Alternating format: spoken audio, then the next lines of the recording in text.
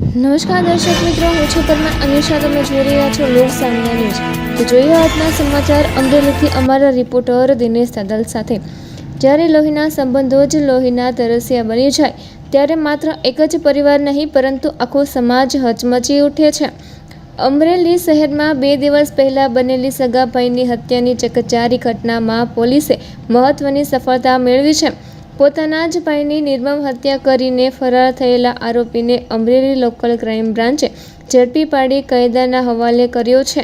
પ્રાથમિક માહિતી મુજબ સામાન્ય બોલાચાલી દરમિયાન ગુસ્સાના આવેશમાં એક ભાઈએ પોતાના જ ભાઈ પર જીવલેણ હુમલો કર્યો હતો. આ હુમલામાં ભાઈનું કરુણ મોત નિપજતા સમગ્ર અમરેલી શહેરમાં ભારે ચકચાર મચી ગઈ હતી. ઘટના બાદ આરોપી ફરાર થઈ ગયો હતો. જોકે અમરેલી એલસીબીની ટીમે હ્યુમન ઇન્ટેલિજન્સ અને ટેકનિકલ સર્વેલન્સના આધારે સઘન તપાસ હાથ ધરી હતી. પરિણામે ગણતરીના કલાકોમાં જ આરોપીને શોધી કાઢી તેની ધરપકડ કરવામાં સફળતા મળી હતી. લોહીના સંબંધોને કલંકિત કરતી આ ઘટના સમગ્ર સમાજ માટે ચિંતાનો વિષય બની છે. બીજી તરફ અમરેલી એલસીબીની ઝડપી અને અસરકારક કામગીરીના કારણે આરોપી હવે કાયદાના સકંજામાં આવી ગયો છે. તો ફરી મળીશું એક નવા સમાચાર સાથે. ત્યાં સુધી જોતા રહો લોક સામના ન્યૂઝ.